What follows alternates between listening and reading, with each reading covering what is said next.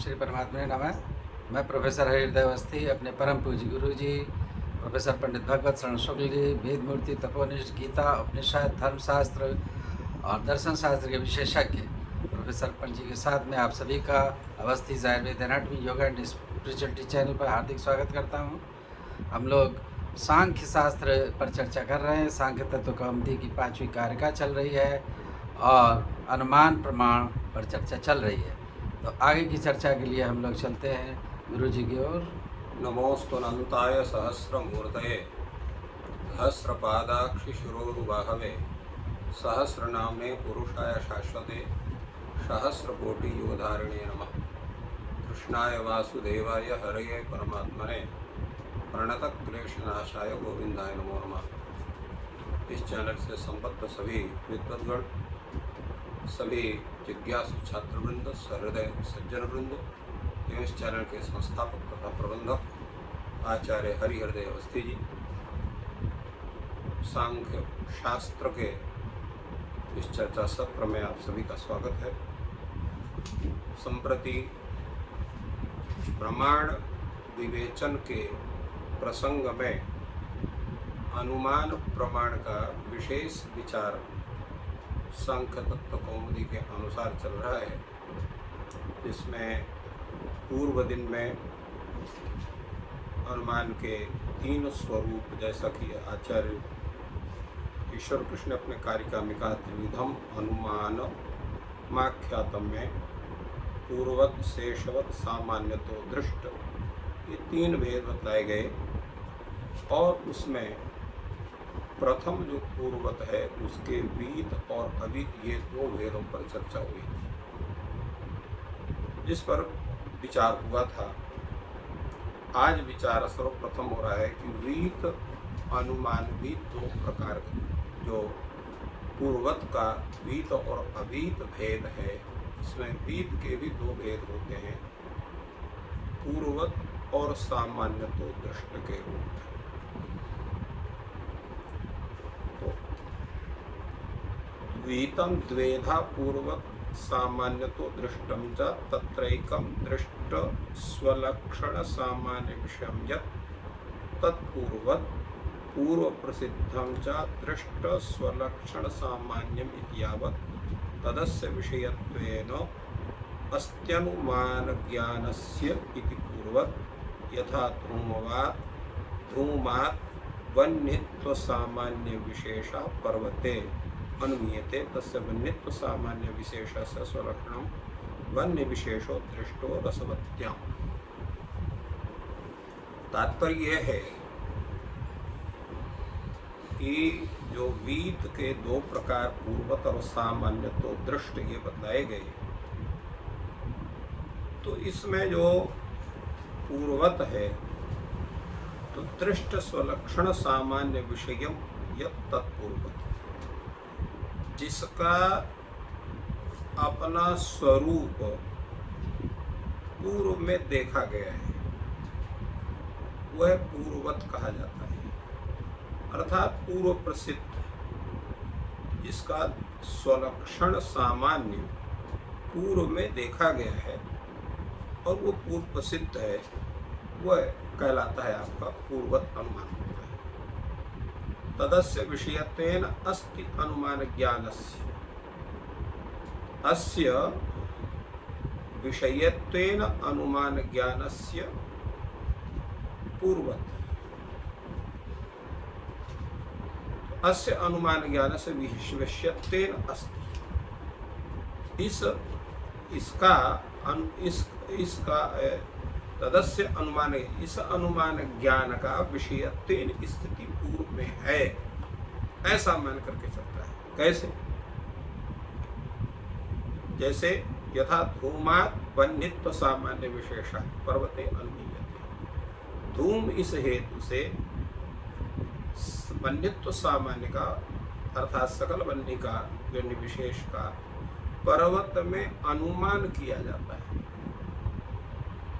किंतु उसका अपना स्वरूप अर्थात वह्नि और धूम की व्याप्ति वो पूर्व में देखी गई, यत्र यत्र धूमस् तत्र तत्र वह्नि, इस रूप में क्योंकि वन्यत्व सामान्य विशेष का अपना स्वरूप जो वन्य विशेष है वो रसवत्याम दृष्ट। रसवत्याम माने रसोई घर।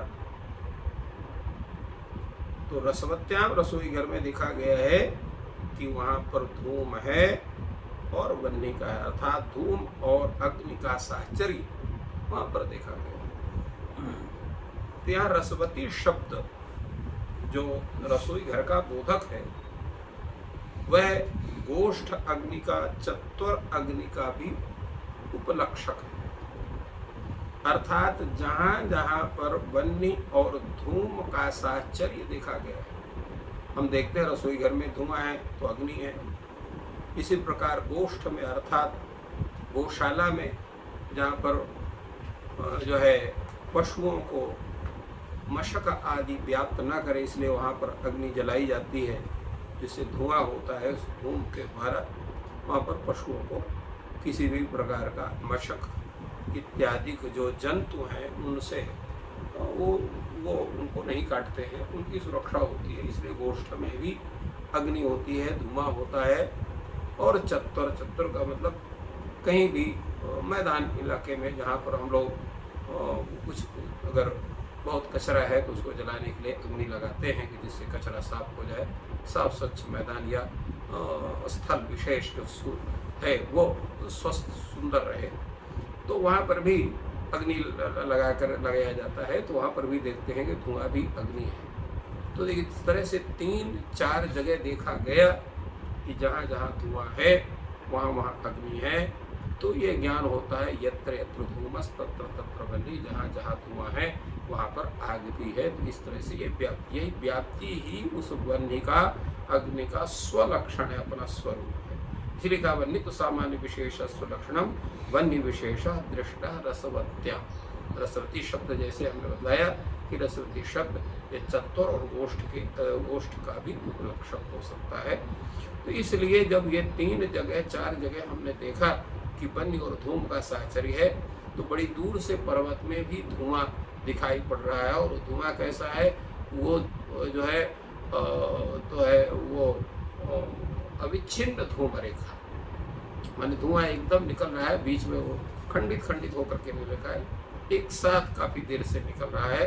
तो अविच्छिन्न धूम रेखा को देख करके और व्यक्ति जो अनुमान करता है उसको व्याप्ति का स्मरण होता है कि जहाँ जहाँ धुआं है वहाँ अग्नि होती है। और वो देख रहा है कि यहाँ पर पर्वत में धुआं उठ रहा है, तो इसलिए ये निश्चित है कि यहाँ पर जो है ये धूम जो है वो वन्य को व्याप्त करके है। तो वन्य व्याप्त धूमवान अयम पर्वतः इत्याकार ज्ञान होता है। चूँकि यह पर्वत धूमवान है इसलिए वन्यमान है, ऐसे अतः अतोयम पर्वतः वन्यमान इत्याकार को उसको अनुमति होती है। तो ये पूर्ववत इस तरह का जो अनुमान हो रहा है इसको पूर्ववत अनुमान के रूप में इसका ज्ञान किया जाता है। दूसरा जो है वीत है, वीत का जो स्वरूप है वह सामान्य तो दृष्ट। ये सामान्य तो दृष्ट का मतलब क्या है, अदृष्ट स्वलक्षण सामान्य विषयों, जिसका स्वलक्षण स्वस्वरूप जो है वो अदृष्ट है ऐसा। अर्थात यथेन्द्रिय विषयानुमानम, ये इंद्रिय का विषय होने से जिसका अनुमान किया जाता है ऐसा। अत्र ही रूपादि विज्ञानानाम क्रियात्वेन करणवत्वम अन्नीयते। यहाँ पर रूपादि विज्ञान का क्रिया के रूप में करणवत्ता का अनुमान होता है। यद्यपि करणत्व सामान्यस्य छिदादौ वास्यादि स्वलक्षण उपलब्धम तथापि यज्जातीयं रूपादि ज्ञाने कारणवत्वम अन्वीयते तज्जातीयस्य करणस्य न दृष्टम स्वलक्षणम प्रत्यक्षेण। तात्पर्य है यद्यपि करणत्व सामान्य का छिदाति में अर्थात असिना छिनति इत्यादि में करणत्व सामान्य असी इत्यादि में देखा जाता है। तो वास्यादि स्वलक्षणम उपलब्ध, वास्यादि तथा वासी, वासी कहते हैं कुल्हाड़ी को। तो कर्ण जो है ऐसे जो है वासिना तरु छिन्नति, तरु को काटता है। तो यहाँ पर वास्यादि में उसका स्वलक्षण, उसका स्वरूप उपलब्ध है। फिर भी यज जातियों रूपादि ज्ञान कारणत्व करणत्व नियते, तो यह जिस जाति जिस स्वरूपी रूपादि ज्ञान में कारणवत्ता का अनुमान करते हैं, तज्जातीयस्य करणस्य न दृष्टम स्वलक्षणम प्रत्यक्षेण, उस तज्जातीय करण का अपना स्वरूप प्रत्यक्षतः अगर दिखाई नहीं पड़ता है तो उस इंद्रिय जातीय तत्करण का हम अनुमान करते हैं। न च इंद्रिय सामान्य स्वलक्षणम इंद्रिय विशेष, इंद्रियत्व सामान्य का स्वलक्षण इंद्रिय विशेष नहीं होता। क्यों कि प्रत्यक्ष गोचर अर्वाग्दृशा, अर्थात पश्चातवर्ती लोगों को ही उसका प्रत्यक्ष होता है। यथा बन्नित्व सामान्य स्वलक्षण बन्नी, बन्नित्व सामान्य का अपना स्वरूप क्या है, बन्नी है। सोयम पूर्वतः सामान्य तो दृष्टा सत्य तत्व तुल्यत्व विशेषा, वह पूर्वत अनुमान की तरह सामान्य तो दृष्टि से भी यद्यपि वितत्व तुल्यता है, क्योंकि पूर्वत अनुमान भी जो है वो वितत्व गृहीत है, सामान्य तो दृष्टि भी वितत्व गृहीत है, इसलिए वितत्व दोनों में तुल्यता है। ये बात सही है, किंतु अत्र च दृष्टम दर्शनम सामान्यता ही सामान्य से, तो अभी अत्र च दृष्टम दर्शन, यहाँ पर दृष्ट शब्द क्या है, वो दर्शन, अत्र च दृष्टम दर्शन, यहाँ दृष्ट शब्द जो है वो दर्शन का वाचक है। सामान्यता ये शब्द जो है अर्थात सामान्य तो दृष्ट की व्याख्या कर रहे हैं कि सामान्य तो दृष्ट में दृष्ट शब्द का अर्थ है दर्शन, सामान्यता का अर्थ है सामान्यस्य, अर्थात यहाँ पर सामान्यता में जो तसिल प्रत्यय है ये सर्वविभक्ति तसिल प्रत्यय, षष्ठ्यर्थ में तसिल प्रत्यय, पंचम्यंत में तसिल प्रत्यय नहीं, इसलिए सर्वविभक्ति का तसिल। तो अदृष्ट स्वलक्षण से सामान्य विशेष दर्शनम सामान्य तो दृष्टम, अर्थात अदृष्ट जो स्वलक्षण है बन्नी का बन्यादि जो साध्य का स्वरूप है उसका सामान्य विशेष रूप में जो दर्शन है उसी को सामान्य तो दृष्ट अनुमान किया कहा जाता है। तो सर्वम चैतत अस्माभिः न्यायवार्तिक तात्पर्य टीकायां व्युत्पादितम इति नेहोक्तम विस्तार भयात्। यहाँ पर आचार्य वाचस्पति मिश्र कहते हैं कि हमने इसको जो है न्याय वार्तिक की जो तात्पर्य टीका है उस पर इस विषय का विशद रूप में हमने विवेचन किया है। आप सबको जान करके जो है खुशी होगी कि आचार्य वाचस्पति मिश्र ने 6 दर्शनों के एक प्रसिद्ध ग्रंथ में टीका लिखी है। जैसे सांख्य शास्त्र में इनकी यह टीका जो है सांख्य तत्व कौमुदी नाम से है, इसी प्रकार योग शास्त्र में तत्व वैशारदी नाम की जो है टीका है। इसी तरह से न्याय में उन्होंने बतलाया ही न्यायवार्तिक की जो तात्पर्य टीका है। इसी तरह से पूर्व मीमांसा में, उत्तर मीमांसा में उनकी जो है टीका है। तो सभी ग्रंथों में उन्होंने टीका लिखा है। तो अनुमान का विशेष विचार न्याय दर्शन में होता है, इसलिए न्याय दर्शकम या न्यायवार्तिक की जो तात्पर्य टीका है उसमें उन्होंने इसका विशेष रूप से अर्थात विशद रूप में विवेचन किया है। तो इसलिए कहते हैं कि वहाँ पर विशेष रूप से विशद रूप से विवेचन हो गया है। इसलिए यहाँ पर अनावश्यक विस्तार भय न हो। जिसको अधिक इस विषय में ज्ञान करने की जिज्ञासा है वो तात्पर्य टीका न्यायवार्तिक की जो तात्पर्य टीका है उसका अवलोकन कर सकता है। इस आधार पर कहते हैं कि न होक्तम विस्तार भयात, विस्तार के भय से विस्तार भयात, विस्तार के भय से हम उसका उल्लेख यहाँ पर नहीं कहते हैं। और इस तरह से संक्षेप में आचार्य वाचस्पति मिश्र यहाँ पर न्याय जो दर्शन में अपनी उस बात को संकेत करके और इतना ही चिंतन अनुमान प्रमाण में करते हैं। अब उनका अगला जो प्रमाण है वह है आगम प्रमाण, जिसको शब्द प्रमाण कहते हैं, क्योंकि त्रिविधम प्रमाण मिष्टम 3 प्रमाण उन्होंने कहा है जो है दृष्टानुमान आप्तवचनम च। दृष्ट माने प्रत्यक्ष प्रमाण, अनुमानक प्रमाण और आप्तवचन अर्थात शब्द प्रमाण। तो शब्द प्रमाण का क्या स्वरूप है उसके विषय में चर्चा करते हैं। प्रयोजक वृद्ध शब्द श्रवण समानांतरम प्रयोज्य वृद्ध प्रवृत्ति हेतु ज्ञानानुमान पूर्वकत्वात् शब्दार्थ संबंध ग्रहणस्य स्वार्थ संबंध ज्ञान सहकारिणश्च शब्दस्य अर्थ प्रत्यायकत्वात् अनुमान पूर्वकत्वम इत्यनुमानानन्तरम शब्दम लक्षयति आप्तश्रुतिराप्त वचनम। देखिए, इसमें जो प्रत्यक्ष, अनुमान और शब्द प्रमाण का जो क्रम रखा गया, तो इसमें स्थिति यह है कि प्रत्यक्ष प्रमाण वह अनुमान प्रमाण का उपजीव्य है।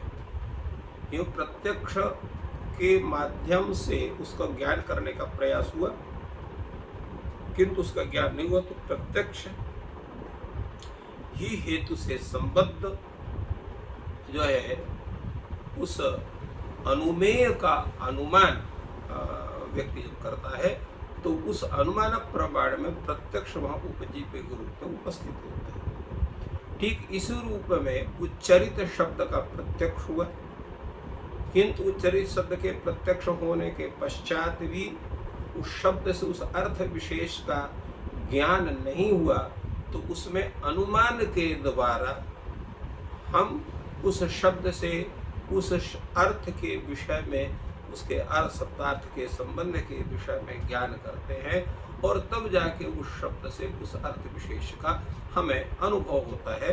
तो इसलिए जो है शब्द प्रमाण में प्रत्यक्ष प्रमाण की भी आवश्यकता पड़ती है, अनुमान प्रमाण की भी आवश्यकता होती है। इसलिए शब्द प्रमाण में प्रत्यक्ष प्रमाण तथा अनुमान प्रमाण दोनों उपजीव्य होते हैं, ये कथन है।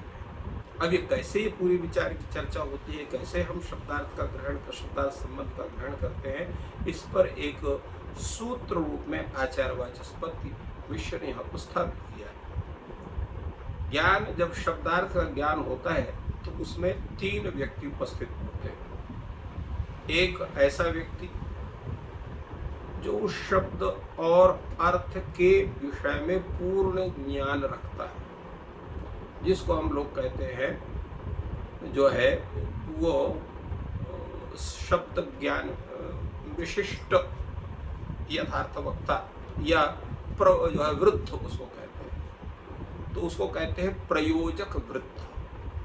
और एक ऐसा होता है जो उसका अनुचर है, वो भी शब्दार्थ संबंध के विषय में जानता है, परंतु उससे वो अल्प के स्वरूप में रहता है, उसको प्रयोज्य वृत्त कहते हैं। और तीसरा होता है शब्दार्थ संबंध का नूतनतया ग्रहण करने वाला, जिसको बाल शब्द से कहते हैं। आप लोगों ने देखा होगा कि जब एक छोटा सा बच्चा होता है, जब वह शब्दों को बोलना सीखता है, तो जो वो शब्दों को बोलना सीखता है, तो जो भी आप कार्य करते हैं उसको बड़ी ही सूक्ष्म दृष्टि से वो देखता है। मान लीजिए एक माँ है और उसका बड़ा बेटा है जो 7-8 वर्ष का है, एक छोटा बेटा है जो 2.5 साल के लगभग का है। तो जब माँ अपने उस बड़े बेटे से कहती है कि जाओ बेटा बाल्टी ले आओ, तो वो जो नन्हा सा बच्चा है वो माँ से जो सुनता है कि माँ कह रही है कि जाओ बेटा बाल्टी ले आओ, तो जाओ ऐसा करने से उसका बड़ा भाई वो जा रहा है, वो देख रहा है, तो जो वो क्रिया कर रहा है वो जानता है। इस क्रिया को जाना कहते हैं, गमन क्रिया कहते हैं, ये उसको ज्ञान होता है, उस क्रिया का नाम गमन है। फिर वो देखता है किसी एक वस्तु विशेष को उठाता है, तो समझता है इसका नाम बाल्टी होगा, क्योंकि बाल्टी लाने को माँ ने कहा है, तो बाल्टी का उसको ज्ञान होता है। फिर वो ले जा करके माँ को सौंपता है, तो उसको देना कहता है, उसको ज्ञान होता है। तात्पर्य है कि उस नन्हे बालक को वहाँ पर ये उसको ज्ञान होता है कि यह जो उच्चरित शब्द है, उच्चरित शब्द ही इस व्यक्ति विशेष का, बड़े भाई का ये संप्रेरक है। तो उसके उच्चारण शब्द के होने से वो ज्ञान करता है कि जो माँ जिन शब्दों का उच्चारण की है उस शब्द का ज्ञान मेरे बड़े भाई को है। पहले उसको इसका अनुमान होता है, फिर उसको क्रिया कह सोचता है कि ये जो चल करके जा रहा है, ये चलना जो है ये गमन क्रिया है। इसके बाद उसको वस्तु विशेष को उठाना ये उसका उत्थापन क्रिया है। फिर उसको लौटना उसका प्रत्यावर्तन क्रिया है। और फिर उसको अपने माँ को सौंपना वो दानक क्रिया है। तो इस तरह से क्रिया के विशेष उसको ज्ञान होता है। तो इस तरह से वह जो बच्चा है वो गमन क्रिया, प्रत्यावर्तन क्रिया, दानक क्रिया, ग्रहण क्रिया, इन 3 क्रियाओं को 4 क्रियाओं को सीखता है और बालटी शब्द का वस्तु विशेष में शब्द ज्ञान, शब्दार्थ संबंधक ज्ञान करता है। इसी तरह से फिर वो कहा लोटा ले आइए, वस्त्र ले आइए, तो ये कहता है इस लोटे की जगह पर, बाल्टी की जगह पर लोटा शब्द को उच्चारण कीजिए। वस्तु विशेष का नाम लोटा है, इस वस्तु विशेष का नाम वस्त्र है, इस वस्तु विशेष का नाम जल है, आज इस तरह से शब्दार्थ संबंध का ग्रहण करता है। तो इस तरह से यहाँ पर उच्चरित शब्द का यहाँ प्रत्यक्ष होगा। इसके बाद वहाँ पर जो है उस शब्द के द्वारा उस अर्थ ग्रहण होने से वह जो बालक है अनुमान के द्वारा उस शब्द का यही अर्थ है, क्योंकि इस अर्थ को लेने में ही मेरे बड़े भाई की प्रवृत्ति हुई और मेरी माँ की प्रेरणा हुई। तो माँ यहाँ पर प्रेरक वृद्ध के रूप में, प्रयोजक वृद्ध के रूप में है, बड़ा भाई जो है वो प्रयोज्य वृद्ध के रूप में है, और स्वयं शब्दार्थ ज्ञान करता जो छोटा भाई है वह जो है वो जो है बाल रूप में उपस्थित है। वही लिखा है कि प्रयोजक वृद्ध श्रवण शब्द समनंतरम, प्रयोजक वृद्ध के शब्दों का श्रवण करने के के अनंतर शीघ्र ही प्रयोज्य वृद्धि प्रवृत्ति हेतु ज्ञान। तो प्रयोज्य वृद्ध जो बड़ा बालक है उसकी जो प्रवृत्ति है वो उसी शब्द के उच्चारण के द्वारा हुई है। तो प्रवृत्ति हेतु ज्ञान का वो अनुमान करता है और उस अनुमान के साथ ही जिस शब्द से उच्चरित वस्तु विशेष का उच्चरित जिस शब्द से वस्तु विशेष का ग्रहण करता है तो उस वस्तु विशेष का वाचक यही शब्द है इत्याकारक वाच्यवाचक भाव संबंध का वो ग्रहण करता है, तो उसको ज्ञान होता है। तो स्वार्थ संबंध ज्ञान सहकारी कारणाश्च शब्दस्य अर्थ प्रत्ययकत्वात्, क्योंकि शब्दार्थ संबंध ज्ञान का सहकारी है कौन है? शब्द है। शब्द से तो स्वार्थ संबंध ज्ञान का सहकारी जो शब्द है वह अर्थ का प्रत्यायक है, ऐसा उसका अनुमान करता है। तो इत्यनुमान पूर्वक इस अनुमान का जब क्या ज्ञान अनुमान पूर्वक उसको जो है वो ज्ञान करता है और उस अनुमान के अनंतर ही इस शब्द से इसी अर्थ का ज्ञान होता है, इस शब्द से इसी अर्थ का ज्ञान होता है। इस प्रकार अनुमान पूर्वक अनुमान के अनंतर यह शब्द इस अर्थ का वाचक है, ऐसा उसका ज्ञान होता है। तो यह जो अनुमान के अनंतर जो शब्द को लक्षित करता है तो ये निश्चित हो जाता है कि इस अर्थ का ज्ञान जो है वो शब्द ही करा सकता है, दूसरा कोई नहीं करा सकता है। इस प्रकार जो प्रयोजक वृत्त है, जो आप्त है, उस आप्त श्रुति जो है वही आप्त वचन है जिसको प्रमाण के रूप में गृहीत करते हैं। अत्र आप्त वचनम इति लक्ष्य निर्देश। आप्त वचनम आप्त श्रुति आप्त वचन में आप्त वचन ये लक्ष्य है और आप्त श्रुति यह जो है लक्षण है, माने आप्त श्रुति ही आप्त प्रमाणम, ये तात्पर्य। तो आप्त श्रुति लक्षण हुआ और आप्त वचन ये लक्ष्य हुआ। आपता प्राप्ता युक्ता इत्यवत्। आप्त का अर्थ क्या है? आपता माने प्राप्त करने वाला, अर्थात जो शब्दार्थ संबंध को पूर्ण रूप से ज्ञान किया हुआ है। तो जो युक्त है अर्थात उस शब्दार्थ ज्ञान में जो निपुण है। और आपता चासो श्रुति से श्रुति और आपता चासो श्रुति से, माने आप्त और श्रुति ये दोनों प्रमाण है। श्रुति का तात्पर्य थे वाक्य जनित वाक्यर्थ ज्ञान श्रुति, वाक्य जन्य वाक्य से उत्पन्न जो वाक्यार्थ ज्ञान है उसी को आप्त श्रुति कहते हैं, उसी वही जो है श्रुति है। और तच्च स्वतः प्रमाण, और वह जो स्वतः प्रमाण होता है, श्रुति जो है वो स्वतः प्रमाण माना जाता है। अपौरुषेय वाक्य जनितत्वेन सकल दोषाशंका मुक्ते युक्तम भवति, क्योंकि जो श्रुति है वो अपौरुषेय वाक्य जनित होने से संपूर्ण दोष आशंका से विनिर्मुक्त होने के कारण वो युक्त होता है, अर्थात प्रमाण होता है। इसी प्रकार वेद मूलक जो स्मृति है, इतिहास है, पुराण है, ऐसे वाक्य जनित भी जो ज्ञान है वो भी युक्त होते हैं, अर्थात प्रमाण होते हैं। तो इस तरह से आप्तश्रुतिराप्तवचनम इसका व्याख्यान इस पर किया गया। इस पर जो अन्य विचार है उसके विषय में हम लोग कल चर्चा करेंगे।